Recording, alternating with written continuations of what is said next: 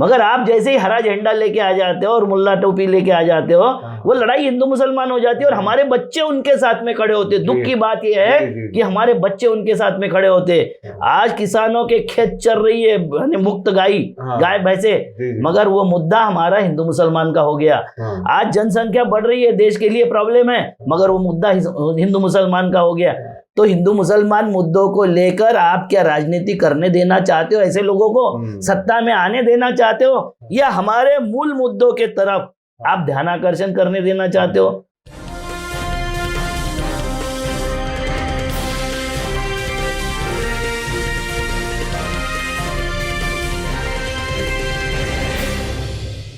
Hello, नमस्कार, आदाब, सत श्री अकाल और अस्सलाम वालेकुम। मैं हूं मोहम्मद अहमद काज़मी, लेकर आया हूं आपका पसंदीदा कार्यक्रम आपके रूबरू। आज बहुत ही अहम इशू पर हम बात करेंगे। पिछले हफ्ते अविनाश काकड़े जी से हमने बात की थी, जिसमें ये बताया गया था कि ये हिंदू वर्सेस हिंदू लड़ाई है, मुसलमान अलग रहें। ये बहुत ही अहम बात थी और इसे आप लोगों ने बहुत पसंद किया। आप अभी तक उसे मुसलसल वीडियो को देख रहे हैं। आज अविनाश काकड़े जी से हम इस पर बात करेंगे कि आखिर क्यों है ये हिंदू वर्सेस हिंदू लड़ाई, जिसे आमतौर पर हिंदू मुसलमान लड़ाई बना करके पेश किया जाता है और बीजेपी के लोग, आरएसएस के लोग उसको हवा देने का काम करते हैं। मुसलसल इसी पर इलेक्शन लड़ा जाता है और जो पिछड़े वर्ग के लोग हैं उनको हिंदू बना करके अपनी तादाद बढ़ाई जाती है। अविनाश काकड़े जी नागपुर में रहते हैं, आज दिल्ली में हैं, स्टूडियो में बात हो रही है, और किसान सेवा संघ के राष्ट्रीय अध्यक्ष हैं, गांधीवादी विचारधारा के लिए जाने जाते हैं। अविनाश काकड़े जी, वेलकम है आपका। मीडिया स्टार वर्ल्ड के दर्शकों को आपने समय दिया। आप बताइए कि ये हिंदू वर्सेस हिंदू लड़ाई क्यों है? क्योंकि आमतौर पर समझा यही जाता है कि ये हिंदू मुसलमान लड़ाई है और उसको बहुत अपने अपने तरीके से इस्तेमाल भी किया जाता है और फ़ायदा भी उठाया जाता है। सबसे पहले तो हमको ये समझना पड़ेगा कि लड़ाई क्यों होती है। लड़ाई इसलिए होती कि कोई किसी की हकमारी कर रहा है, कोई किसी से कुछ छीन रहा है, ठग के छीन रहा है, जबरदस्ती छीन रहा है, मूर्ख बना के छीन रहा है, कुछ ना कुछ छीन रहा है, इसलिए लड़ाई होती है। आदमी के तेवर उसी तरीके से होते हैं कि आपको ऐसा लगता है कि मेरे ऊपर अन्याय हो रहा है। ये अन्याय हमको समझ में आता है कि इस देश में जो हिंदू है उसमें वर्ण व्यवस्था बनी, जाति व्यवस्था बनी। ये कोई अंग्रेजों ने नहीं बनाया, ना मुगलों ने बनाया, ये दोनों ने कोई व्यवस्था नहीं बनाई। ये व्यवस्था बनाने वाले यहाँ के तथाकथित जो सवर्ण थे, जो यहाँ के धर्म पर कब्जा करने वाले लोग थे। धर्म तो हमारा था, जो हमारा धर्म था बहुजनों का, किसानों का, SC ST का, हम निसर्ग पूजक लोग थे। हम नदियों की पूजा, पहाड़ों की पूजा, जानवरों की पूजा, हर जगह ईश्वर देखते थे। सर्वव्यापी ईश्वर देखने वाली प्रवृत्ति जो थी वो हिंदुस्तान की प्रवृत्ति थी। इसलिए यहाँ इस्लाम का खदमत खल्क वाला जो कंसेप्ट रहा, सूफीइज्म वाला, वो हमारे यहाँ एक्सेप्ट हुआ, क्योंकि ऐसा ही यहाँ हिंदुइज्म भी था। जो हिंदू था वो इसी तरीके से था, मगर चूंकि कुछ लोगों को अपने इसमें कर्म कांड लाना था, धर्म का धंधा करना था, उन लोगों ने धर्म का धंधा करते वक्त इस सारी चीज़ों को घालमेल कर दिया, इकट्ठा कर दिया। जैसे आपको बताता हूँ कि पुरानी संस्कृति में मरते तक, मतलब जो डेड बॉडी है उसका सम्मान पूर्वक हम विदाई करते थे। वहां तक तो हमारा था, मगर तीसरा दिन, चौथा दिन, 13वां दिन, 10वां दिन, ये सारा वर्ष श्राद्ध, कर्मकांड, मासिक श्राद्ध, ये सब हमारे इसमें नहीं था। ये किसी ने, ऐसे आदमी ने लाया जिससे उससे फायदा होता है, ऐसे आदमी ने इसको लाया। तो इसके विरोध की जो लड़ाई थी वो हमारी संत परंपरा ने 700 साल से, हजारों सालों से हम लड़ते आए हैं और लड़ते रहे। मगर सवाल ये होता है कि जब फोकस नहीं होता है, आदमी डिफोकस हो जाता है, तो मुख्य लड़ाई बाजू में रह जाती है और तात्कालिक जो लड़ाइयाँ होती है वो बीच में आ जाती है। तो हमारी जो लड़ाई है, किसी भी व्यक्ति की लड़ाई होगी, रोटी, कपड़ा, मकान, स्वास्थ्य, शिक्षा, सुरक्षा, ये सारी लड़ाइयाँ होगी, परिवार, ये सब लड़ाइयाँ होगी। लड़ाई के मुद्दे यही हो सकते हैं, जैसे आपको बताया जाता है जर, जोरू और जमीन, ये तीन के सिवाय और किसी बात की लड़ाई नहीं होती। तो ना मुसलमानों के साथ हमारी जर की लड़ाई है, ना जमीन की लड़ाई है, ना जोरू की लड़ाई है, हमारी है ही नहीं। मतलब मैं पूरा एंटायर गुजरात घूमा, लालजी पटेल नाम के वहाँ एक संगठन चलाते, सरदार सेना नाम का, तो वो बोले कि हम हमारी लड़कियों को बचाते मुसलमानों से। मतलब कितनी लड़कियां आपकी मुसलमानों की यहाँ चली गई? तो एक भी नहीं। तो किसके कौन सी लड़कियों को बचाते? नहीं, हम जागरूक करते। भाई जागरूक करना है तो इसके लिए संगठन बना के और उसका बहुत बड़ा हंगामा खड़ा करने की जरूरत है क्या? नहीं है। मगर ये हंगामा इसलिए खड़ा करना है क्योंकि वहाँ के जो जस्टिस थे, जुडिशियली यानी हाईकोर्ट के जस्टिस थे, उसमें एक पाटीदार था, उसको उस वक्त भगा के बाहर कर दिए जब ये आंदोलन चल रहा था। एक एससी था, SC ST में एक था, और बाकी के सारे जुडिशियली के लोग ये उच्च वर्णीय लोग थे जो इनका न्याय कर नहीं सकते थे, कभी नहीं कर सकते थे इनका न्याय ना, क्योंकि उन्होंने, अंग्रेजों ने भी बोला था कि इनका न्यायिक चरित्र नहीं है। तो न्यायिक चरित्र जिनका नहीं है, ऐसे लोग उस पर ने कब्जा किए हुए थे। अब वो लड़ाई सामने आ जाएगी तो पाटीदारों को, कोलियों को, ठाकुर नाम की एक कम्युनिटी है उनको, उसके बाद में देवी पूजक जो SC कम्युनिटी में आते उनको सबको हिंदू बनाया गया। और फिर हिंदू की लड़ाई हिंदू से ना हो जाए, मतलब ये लड़ाई अपनी रोजगार न मांगने लग जाए, अपनी जमीनें न मांगने लग जाए, अपनी स्वास्थ्य और शिक्षा का हकूक न मांगने लग जाए। क्योंकि इस देश में समानता आने के बाद सबको अपनी बात तो समझ में आ गई कि हमको बात क्या करनी है, किस तरीके से बात करनी है, हमारी मुख्य लड़ाई किस पे है। क्योंकि आर्थिक संपन्नता आने के बाद थोड़ी शैक्षणिक संपन्नता भी आना शुरू हो गया था, तो सोचना शुरू हो गया था। तो ये सोच कैसी बंद की जाए? तो काल्पनिक हवा खड़ा किया जाए, काल्पनिक शत्रु खड़े किए जाए। और ये काल्पनिक शत्रु खड़े करने का डिजाइन जो है, इसमें ये मुस्लिम आते हैं, उसमें ये बौद्ध आते हैं, तथाकथित अभी जो नए बौद्ध है ये भी हमारे साथ थे। ये बौद्ध कन्वर्ट होके दूसरे तरफ चले गए, बाबा साहब ने उनको अलग धर्म की स्थापना कर दी, अलग लोग तरीके से कर दिए। मगर आज भी बौद्ध जो पढ़े लिखे हैं वो ये बताने का प्रयास करते कि राम ऐसे थे, कृष्ण वैसे थे, हिंदू धर्म की ऐसी बुराई है, ये बुराई है। भैया आप मत करो ना, क्योंकि आप जैसी बुराई बताते 2% हमारे जैसे लोग शायद उस पर सोच भी ले, मगर 98% व्यक्ति उस पर सोचना बंद कर देते हैं। उनको ये लगता है कि बाहरी लोग हम पे आक्रमण कर रहे हैं, अब तो तुम बाहरी हो गए ना। वैसे ही मुसलमान जो आपके वो जो थे जिसको भगा दिया गया अभी मुंबई वाले, वो बता रहे थे वेद में क्या है, इसमें क्या है, उसमें। अरे भैया तू तेरी दवा ले, तू तेरी होश की दवा कर, हमारी बुराई बताने का तुझे कोई मतलब नहीं है। तू तेरी बुराई बता सकता है तो बता ना, तू ये बता कि इस्लाम में ये बुराई है, इसको सुधारना चाहिए, इस्लाम में ये है, ये नहीं, वो उसके बारे में एक शब्द बात नहीं करेंगे। और फिर हमारे लड़ाई में आके वो शामिल हो जाएंगे, हमारी लड़ाई लड़ने के लिए वो बोलेंगे कि हम आपके साथ में खड़े। हमारे साथ खड़ा होने की जरूरत नहीं है। हमारे शत्रु हमको पता है 2-4%, 5% लोग हैं, उसके विरोध में हमको सबको खड़ा होना है। आप भी हमको पीछे से सपोर्ट करना, आगे आके आप आपकी बुद्धि मत देना। इसलिए मैं बोलता हूँ कि मुसलमानों को ये इस लड़ाई में शामिल होने की जरूरत नहीं है। मुसलमानों की क्यों लड़ाई हुई? मुसलमान क्यों हुए? ज्यादातर इसलिए हुए कि गैर बराबरी थी। हमारे यहाँ विवेकानंद जी के जमाने में उन्होंने बोला था कि हिंदू धर्म ये मत छुओ का धर्म है। पानी को मत छुओ, खाने को मत छुओ, इसको मत छुओ, उसको मत छुओ, परछाई को मत। रुकावट है हर जगह, रुकावट हर जगह है। हमारा धर्म किचन तक ही सीमित हो गया है कि किचन में कैसे बनेगा और क्या बनेगा और किस तरीके से बनेगा, इस तक हो गया। तो इसको अगर तुमने नहीं छोड़ा और आज तुम जिस तरीके से उनके ऊपर शासन कर रहे हो, वो शासन के बारे में आपने नहीं सोचा, दोबारा नहीं सोचा। दोबारा सोचने का मतलब है कि आने वाला समय इनका होगा, क्योंकि डेमोक्रेसी अगर आएगी तो संख्या बल से होगा। तो ऐसे कंडीशन में आप अभी से इनको हक देना शुरू कर दो।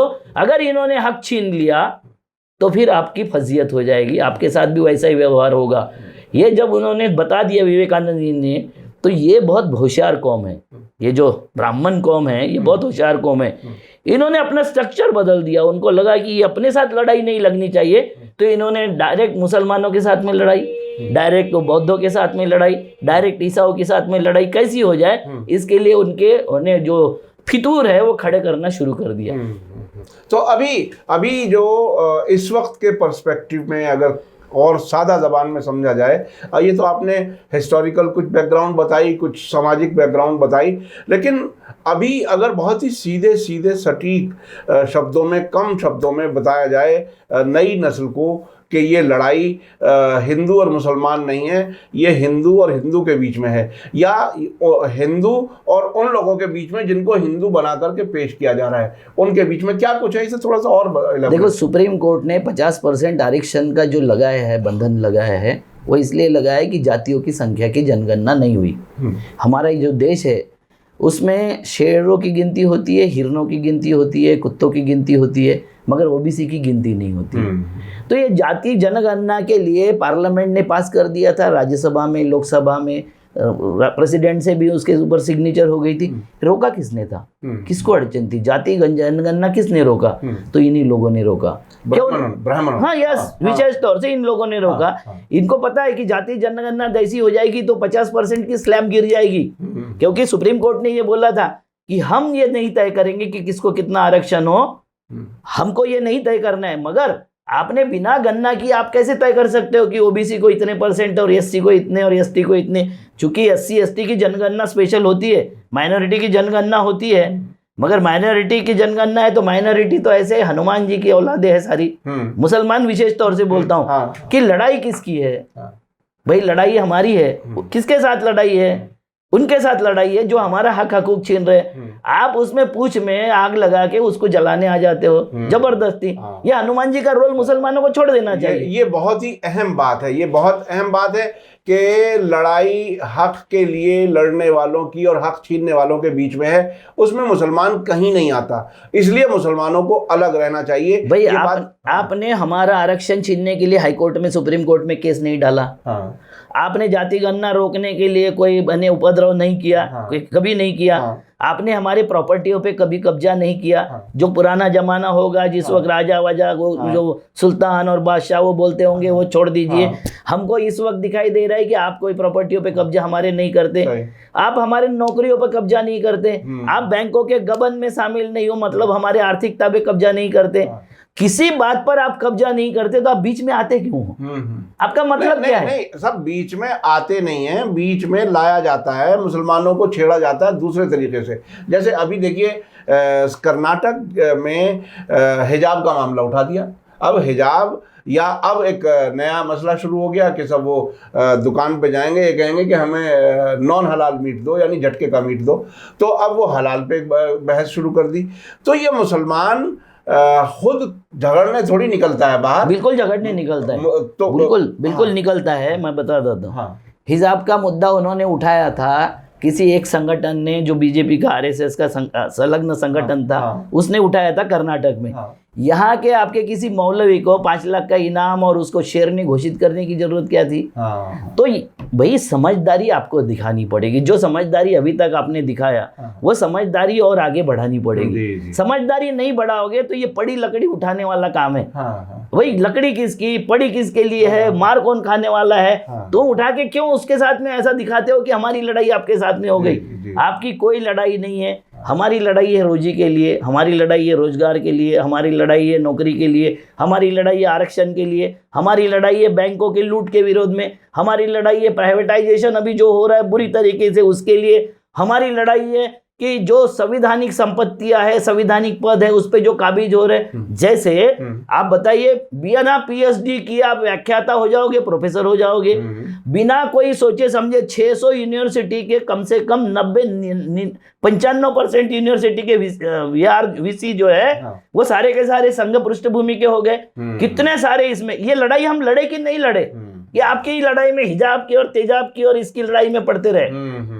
भाई आप तो होश की दवा करो ना, आपसे लड़ाई नहीं है। हम बार बार बता रहे कि आपसे कोई लड़ाई नहीं है, मगर आप हलाला लेके आ जाते हो, आप गलाला लेके आ जाते हो, आप हिजाब लेके आ जाते हो। अरे मत आओ भाई, थोड़ा दूर तो रह के तमाशा देखो। आप 2, 4, 10 साल दे दो हमको, हम अगर इनको ठिकाने नहीं लगा दे तो फिर लड़ लेना आप लोग। ये बहुत ही अहम बात है। ये बहुत ही अहम बात है कि मुसलमान 10-5 साल सब्र करके दूर से देखे, दर्शक बन जाए, अपने आप को उस लड़ाई में शामिल ना समझे। और ये हक छीनने और हक जिनका जा रहा है उनके बीच की लड़ाई है, और ये लड़ाई बहुत ही अहम है। रोटी की लड़ाई है, हुकूमत में शरीक रहने की लड़ाई है। और ये आरक्षण का जो मामला जिस पे सुप्रीम कोर्ट ने 50% इसलिए रोका कि इसका पहले सेंसस करा लो, अभी वो सेंसस को रोका हुआ है। तो ये लड़ाई है। अब इसमें आगे अब क्या क्या कुछ नजर आ रहा है आपको? सबसे पहले तो मैं आप लोगों से सवाल करना चाहता हूँ कि हमारी लड़ाई लड़े या नहीं लड़े? नहीं, हमारी लड़ाई आपसे है क्या? हमसे क्या हो सकती है? तो देखिए, मुसलमान की हालत तो इस वक्त ऐसी है जो मैं महसूस करता हूं कि उसे सुकून से अब घर बैठ के अपने बच्चों को पालने की फुर्सत नहीं मिल पा रही। वो इतना बेचैन महसूस कर रहा है। बेचैन इसलिए महसूस कर रहा है कि उसको किसी ना किसी तरह से रोजाना कचोटा जाता है, कभी किसी इशू पर, कभी किसी इशू पर। और जो आपने 5 लाख रुपए की बात बताई ना, मैं आपको सबूतों के साथ बता सकता हूं कि जो मुस्लिम लीडर प्रोजेक्ट किए जाते हैं ना, ये बताओ सब लोगों को, ये बताने की जरूरत है। जो मुस्लिम लीडर प्रोजेक्ट किए जाते हैं, ये वो लोग हैं जो आधी रात में जाकर के आरएसएस से जाकर के मिलते हैं कि वो जैसे बताएंगे वैसे करेंगे। सुप्रीम कोर्ट के अयोध्या फैसले से पहले आधी रात को कौन जाकर के मिला था? और अब वही आदमी अपने आप को हमदर्द बता रहा है कि बेगुनाह मुसलमानों की लड़ाई हम लड़ेंगे, अदालतों में हम जाएंगे। अरे भाई, आपको जो काम आरएसएस ने दे रखा वही आप काम कर रहे हो। इसके अलावा क्या कुछ कर रहे हो? लोगों के लिए, तालीम के लिए क्या क्या, एजुकेशन के लिए क्या क्या, उनको मजबूत करने के लिए क्या क्या। ये 5 लाख अनाउंस करने वाले लोग तो वही हैं जो उन्हीं के पाले हुए हैं। ये आम आदमी तो सिर्फ देखता है और उसे इमीडिएट ऐसा लगता है कि हाँ भाई, ये तो बहुत अच्छा काम किया। ये कितने लोग आपके बोल रहे हैं जो आप ईमानदारी से बता रहे हो? कितने लोग बोलते हैं? मैं तो अक्सर, मैं आपको बता दूं, मैं तो अक्सर इस हद तक बताता हूं कि जिन मुकदमों को ये लड़ रहे हैं अदालतों में, उनके कोर्ट ऑर्डर कोई भी समझदार इंसान वेबसाइट पर जाकर के पढ़ ले। इनके वकील उनको बचाने का काम नहीं करते, जिनको बेगुनाहों को बचाने का ड्रामा किया जाता है, बल्कि उनको फंसाने का काम करते हैं। कई बार तो ऐसा होता है, प्लीड गिल्टी करवा देते हैं, ये कह करके कि आप जेल से छूट जाओगे, उसको लालच दे दिया जेल से छूटने का, और उनका केस मजबूत करा दिया, और उन एजेंसियों को, उन आरएसएस और बीजेपी को सपोर्ट कर दिया। तो ये चीजें भी समझने की जरूरत है जी। ये एक अलग में मैं बीच बीच में मैं बताता रहता हूं अपने प्रोग्राम्स में। हमारे महमूद प्राचा साहब जो हैं वकील, वो भी इस बात को बार बार बताते हैं। और अभी एक दिन पहले जो आपने देखा, उसमें उन्होंने यही बात कही कि मुसलमान जो हैं वो आरएसएस के लिए काम कर रहे हैं, मुसलमान लीडर खास तौर पे। जी, आप अपनी बात आगे बढ़ाएं। कल हम वहाँ नागपुर में 2 आंदोलन चल रहे थे, उसको मुलाकात के लिए गए। एक आंदोलन था कि 2 साल 3 साल पहले से जो बच्चे सीआरपीएफ में पास हो गए, एग्जाम पास हो गए, फिजिकल पास हो गए, रिटर्न पास हो गए, उनको अभी तक ज्वाइन नहीं करवाया। अमित शाह के विरोध में आंदोलन था। लड़के लड़कियां उनकी प्रेगनेंसी टेस्ट करवा रहे। अभी वो बैठे धरने के लिए, 70 लोग एडमिट हो चुके हैं जो सीरियस हो गए उसमें धरने उपोषण के लिए। उनको, उन लड़कों की लड़कियों की प्रेगनेंसी टेस्ट वहाँ करवाए जा रही है। हम जब मिलने गए तो वो रो रहे थे लड़के, और वो बता रहे थे कि हमने जब बात किया डायरेक्टर से और ये सब लोगों से, तो वो बोल रहे थे कि अमित शाह से लिख के ला। ये हमारी लड़ाई है ना भाई। बिल्कुल। ये लड़ाई छोड़ के हम ये उपद्रव क्यों आते हैं? दूसरा एक वहां धरना बैठा था महिलाएं, जो आशा वर्कर और ये छोटे छोटे वर्कर जो होते हैं, वो बोल रहे थे कि हम तो 2-3 हजार रुपए ही ये मिलता है, मानधन मिलता है, और वो भी साल में 2-4-10 दिन ही मिलता है। मतलब साल में 2-3 महीने मिलता है, बाकी का मिलता नहीं है हमको रोक देते, समाप्त कर देते, कभी कोरोना के नाम से, कभी फंड आया के नाम से। ये हमारी वास्तविक लड़ाई है कि नहीं? मगर ये वास्तविक लड़ाइयों की तरफ से हमको जब मोड़ा जाता है, उस वक्त आपका रोल अहम दिखाई देता है। आप आपके लिए क्यों नहीं लड़ते? आप 5 साल रहते भभूति लगा के ऊपर बैठे हुए, तपस्या करते हुए कि 5 साल के बाद इनको दिखा देंगे, इनको हरा देंगे, इनको जिता देंगे। भाई, आपने कभी आपकी रोजगार की लड़ाई पे लड़े हो?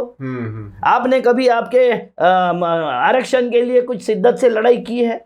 अरे साहब, आपने कभी आपकी प्रॉपर्टियों के लिए, आपके ऊपर जो अन्याय हो रहे हैं, आपको पुलिस वाले कभी भी उठा के ले जाके बंद कर देते, उसके लिए शिद्दत से कोई लड़ाई लड़ी है? जब आप संवैधानिक लड़ाई लड़ रहे थे, एनआरसी की लड़ाई लड़ रहे थे, उस वक्त भी आप हरे झंडे जाके लड़ रहे थे। तिरंगे की लड़ाई हरे झंडे लेके जाके मिल रहे थे। तो कौन आपको मिसगाइड कर रहा है? ये मिसगाइड से दूर होना चाहिए। वो मैं चाहता हूं कि आप लोग ये मिसगाइड से दूर हो जाओ। संवैधानिक लड़ाई में संवैधानिक तरीके से हमारे साथ लड़ो। वहां गोल टोपी की और वो मुल्ला दाढ़ी की जरूरत नहीं है। सही। आप संविधान, भारत के नागरिक बन के अगर लड़ो तो हमें समस्या नहीं है। मगर आप जैसे ही टोपी पहन के, आप जैसे ही दाढ़ी पहन के, और आपके बहुत लोग बोलेंगे कि आपको टोपी और दाढ़ी से ऐतराज है क्या? मुझे किसी बात के किसी से ऐतराज नहीं है, मुझे कोई ऐतराज नहीं है। मगर जो आपको बरगला रहा है, जो हमको गलत लड़ाई में डाल रहा है, उसको उसका कैश मत करने दो। जी। ये बहुत ही अहम है। देखिए, बुनियादी बात यह है कि मैं तकरीबन 40 साल से मैं जर्नलिज्म कर रहा हूँ और बहुत सी चीज़ें नज़दीक से देखी हैं। जो ये लीडर होते हैं ना, ये लीडर बनाए जाते हैं, प्रोजेक्ट किए जाते हैं और उन्हें मालूम है कि हम किससे काम ले सकते हैं, कौन आदमी हमारे लिए काम करेगा, और उससे उसी तरह से काम लिया जाता है। अखबारबाजी करा करके बड़ा बना दिया जाता है, उसको सो कॉल्ड बड़ा लीडर हो जाता है, लेकिन असल में वो उन्हीं का नौकर होता है। वो उन्हीं के अभी एक और मुद्दा आपको बताता हूँ। जब हम लोग कम पढ़ते थे, हमारे लोग कम थे, सारी शिक्षा मुफ्त थी कि नहीं थी? आज से 15-20 साल के पहले तक सारी शिक्षा मुफ्त थी। वो जब पढ़ रहे थे तो उनकी सारी शिक्षा मुफ्त थी। हम जब पहले पढ़ने लग गए, सारी शिक्षा महंगी हो गई। इसकी लड़ाई लड़े या नहीं लड़े? बहुत ही अहम बात है। हिजाब की लड़ाई में हम पढ़े ये बहुत ही अहम बात है। देखिए, हम जब पढ़ते थे उस टाइम ये कहा जाता था कि अगर कोई झुग्गी झोपड़ी का भी बच्चा है, मेहनती बच्चा है, तो वो तरक्की कर लेगा, क्योंकि पैसे का बहुत ज़्यादा इन्वॉल्वमेंट नहीं था पढ़ाई में। अब बाकायदा आपके पास बहुत से पैसे होने चाहिए और उसके बाद भी ज़रूरी नहीं है कि अच्छी पढ़ाई मिल जाए। पढ़ाई बिल्कुल। देखो, हमारे इसमें क्या होता है, हमारे इसमें क्या होता है, कोई ओबीसी आपको टीका लगाने की, वो चूटी रखने की, आपको वो त्रिशूल उठाने की, ये लड़ाई लड़ते हुए दिखता है? कोई दिखता है ऐसा? कभी नहीं दिखता। क्यों नहीं लड़ते हम? अब बस ऐसा तो होता रहा है। अब शायद उतना नहीं है और हो सकता है दोबारा फिर से शुरू हो जाए कि उन बस्तियों में जाकर के रात में जाकर के काम होता है और शराब दे करके और मुस्लिम बस्तियों में हमले कराए गए। ऐसे बहुत होते रहते कांग्रेस के अभी एक मंदिर में कुछ फेंका गया, गोश्त वोश्त फेंका गया, जब ईमानदारी से उसको पकड़ा गया तो हिंदू ब्राह्मण निकला। मंदिर में गोश्त फेंकने वाला। बिल्कुल। ये होते रहेंगे। इसमें संयम की जरूरत है कि नहीं? बिल्कुल संयम की जरूरत है। आंखें खोल करके दिल दिमाग बिल्कुल सही परफेक्ट रास्ते पर चलाने की जरूरत है और देश को बचाने की जरूरत है। बुनियादी बात कर्नाटक में जो प्रयोगशाला नेक्स्ट वाली गुजरात के बाद बन रही है, वहां कचहरी पर तिरंगे की जगह आपने पाकिस्तान का झंडा फहरा दिया और पाकिस्तान का झंडा फहराने वालों के विरोध में एसपी को कॉल किया गया कि आप पाकिस्तान का झंडा मुसलमानों ने फहरा दिया। ठीक। एसपी आने के पहले वहां 10,000 लोग इकट्ठा हो गए। एसपी को समझ में आया साला एक कुछ तो भी षड्यंत्र है। और उसको बताया गया कि ये लोग उसमें इन्वॉल्व है, इनको पकड़ा जाए। ठीक है। एसपी ने बोला ठीक है। एसपी को इतना प्रेशर था कि उसने उनको डिटेन कर दिया। मगर जब इंक्वायरी किया तो पता चला कि श्री राम सेना के लोग थे वो सारे। श्री राम सेना मुसलमानों की सेना है क्या? जाहिर है, वो तो वही लोग हैं, दूसरे लोग हैं जो ये भड़काना चाहते हैं, वही है ना? बिल्कुल। तो आप ये समझ लो कि आपके ऊपर अगर अटैक कोई करता है, आपके इस्लाम पर अटैक करता है, आपके मोहम्मद साहब पर अटैक करता है, हम लोग नहीं है वो। ये बात बहुत ही अहम है, बहुत ही समझने वाली है और दिल दिमाग को ठहर करके सोचने की ज़रूरत है। इसलिए ये हमने आज का एपिसोड इसीलिए किया है कि आखिर ये समझें कि ये हिंदू वर्सेस हिंदू लड़ाई क्यों है और मुसलमान को क्यों दूर रहना चाहिए, देखते रहना चाहिए और पेशेंस के साथ संविधान के साथ खड़े होना। आपको गुस्सा आता होगा। आप लोगों को गुस्सा आता है, वाजिब है आपका गुस्सा। जो हालत हमारी है वही हालत आपकी है। वो गुस्सा आता है आपको। आपका गुस्सा किससे है? हम लोगों से है। हमने तो कुछ लूटा नहीं भाई, आपसे कुछ नहीं छीना हमने। सही है ना? बिल्कुल। आपके विरोध में कौन था? आपके विरोध में कौन रहा? यही व्यवस्था के लोग रहे। व्यवस्था तो हमारे हाथ में नहीं रही। अब हमसे क्यों लड़ते हो? आपको लड़ना है ब्राह्मणों से और आप लड़ पड़ते हो हिंदू नाम के तथाकथित ओबीसी एससी एसटी से। इसको फाइंड आउट करो। दूसरी बात, यानी जवाबी कार्रवाई भी हो तो उसमें ख्याल रखो, सतर्क रह के जवाबी कार्रवाई नहीं करोगे तो सुसाइडल अटैक के सिवाय कुछ नहीं कर सकेगा मुसलमान। क्योंकि उस जवाबी कार्रवाई को आप गलत जगह अंजाम दोगे तो वो दुश्मन आपके बढ़ेंगे। यही होगा। हाँ। देखो, दूसरी बात हमारे साथ क्या हो रही है। हमारे जो ओबीसी है उनके हाथ में झुंझुने पकड़ाए जा रहे। कोई छत्रपति शिवाजी महाराज का वंशज है, कोई सम्राट अशोक का वंशज हो जाए, कोई बुद्ध का वंशज हो जाता है, कोई दुर्गादास राठौड़ का वंशज हो जाता है, कोई पृथ्वीराज चौहान, मीर भोज और इनके सब वंशज हो जाते हैं। आपके खान पठान और कहाँ अबू बकर वहां से वंशज हो जाते। भाई रहम करो यार, हम यहीं के हैं। सब हमारे यहाँ के हैं। जो आपके साथ में ब्राह्मण है उन्होंने जहागीरदार, इनामदार, देशमुख, पाटिल कास्कर, थानवी, देश पांडे, ये नाम छोड़ा है क्या? जी जी जी जी। तो वो आपके पास में आइडेंटिफाई है कि नहीं है? बिल्कुल है, बिल्कुल। तो वो आइडेंटिफाई है, आप नहीं हो ना। आप यहीं के हो। जो दुख दर्द आपके थे वो दुख दर्द हमारे हैं। मगर आप जैसे ही हरा झंडा लेके आ जाते हो और मुल्ला टोपी लेके आ जाते हो, वो लड़ाई हिंदू मुसलमान हो जाती है और हमारे बच्चे उनके साथ में खड़े होते। दुख की बात यह है कि हमारे बच्चे उनके साथ में खड़े होते। आज किसानों के खेत चल रही है मुक्त गाय भैंसे, मगर वो मुद्दा हमारा हिंदू मुसलमान का हो गया। आज जनसंख्या बढ़ रही है, देश के लिए प्रॉब्लम है, मगर वो मुद्दा हिंदू मुसलमान का हो गया। तो हिंदू मुसलमान मुद्दों को लेकर आप क्या राजनीति करने देना चाहते हो? ऐसे लोगों को सत्ता में आने देना चाहते हो, या हमारे मूल मुद्दों के तरफ आप ध्यानाकर्षण करने देना चाहते हो?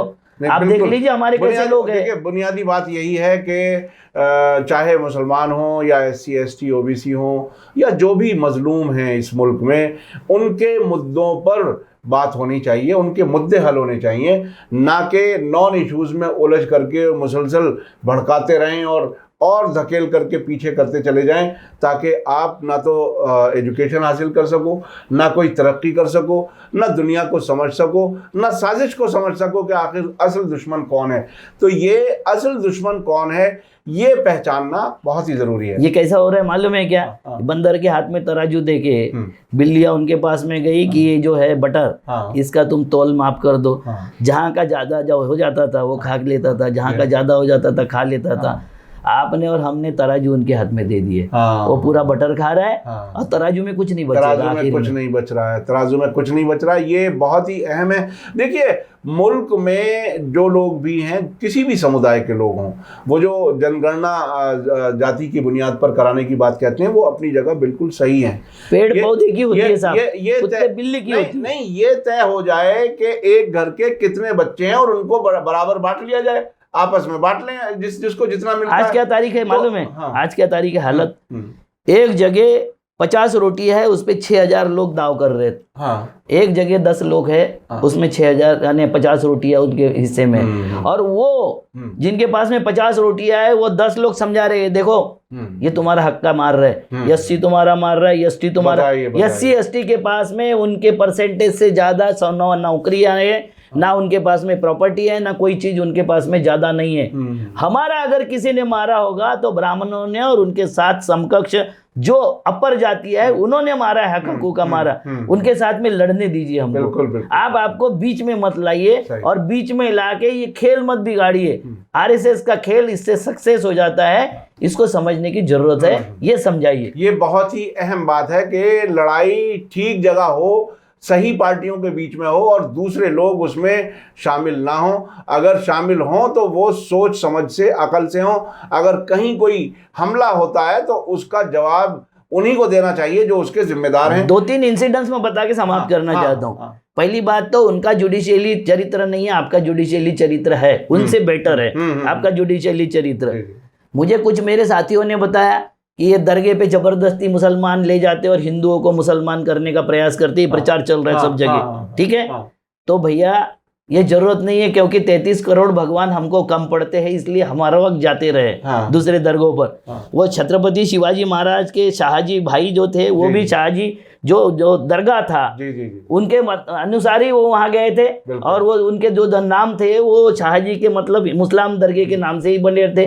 तो हमने कभी इसमें डिस्पैरिटी नहीं की, बराबरी नहीं की। हमको कोई 33 करोड़ में और 2 करोड़ आ गए तो हमारे कुछ बाप का जाता नहीं, हम उसको एक्सेप्ट करते हैं। तो ये हमारी भावना को समझिए, हमारी भावना यही रहती है। मगर जो भड़काने के लिए जो मुद्दे होते हैं वो मुद्दे आप देते हो, आप उस तरीके से बिहेव करते हो और वो मुद्दे देते हो। मैं मुस्लिमों से करबद्ध प्रार्थना करता हूं कि भड़काने वाले मुद्दों पर आप ना तो भड़किए, ना प्रतिक्रिया दीजिए। आप थोड़े दिन सब्र की दवा कीजिए, इनको ठीक कर देंगे। ये बहुत ही अहम बात है। और मैं समझता हूं कि ये क्लोजिंग जो बात कही है कि हम इलाज खुद कर देंगे, आप थोड़ा सब्र करें।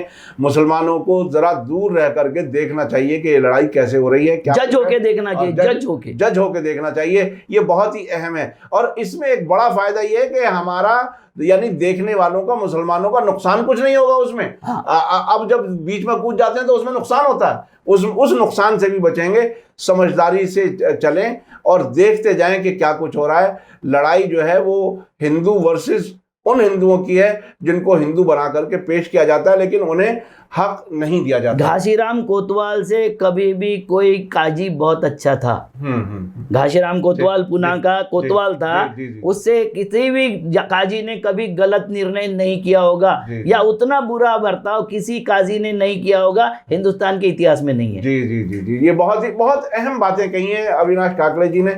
इन सब पर गौर करने की जरूरत है। और चूंकि आपने पिछले हफ्ते की उनकी बात बहुत ही दिलचस्पी से सुनी थी, देखी, तो मैंने इसीलिए इस एपिसोड को आगे बढ़ाते हुए इसी टॉपिक पर आज बात की है। हमें उम्मीद है कि आपको ये बातें समझ में आ रही होंगी, पसंद आएंगी। आप इसको ज़्यादा से ज़्यादा लोगों तक शेयर करें वीडियो को, ताकि हकीकत, सच्चाई सब तक पहुंच सके, उन हिंदुओं के तक भी पहुंच सके जो जुल्म कर रहे हैं, उन पर भी पहुंच सके, जिन्हें हिंदू बना करके मुसलमान के खिलाफ खड़ा किया जाता है उनके पास भी पहुंच सके, जो मुसलमान अपने आप उलझ जाते हैं या फंस जाते हैं या लीडरों के कहने पर उलझ जाते हैं, उन सब तक ये बात पहुंचनी चाहिए। इसी के साथ मुझे दीजिए इजाज़त। आपका बहुत बहुत शुक्रिया, आपने वक्त दिया अविनाश काकड़े जी। इसी के साथ मुझे दीजिए इजाज़त। धन्यवाद, शुक्रिया। आप कभी मौका दोगे तो इसके बाद में और विस्तार से बोलूंगा मैं, और विस्तार से एक एक इंस्टीट्यूशन को लेके बोलूंगा। बिल्कुल बिल्कुल, हम जरूर आपसे बात करेंगे।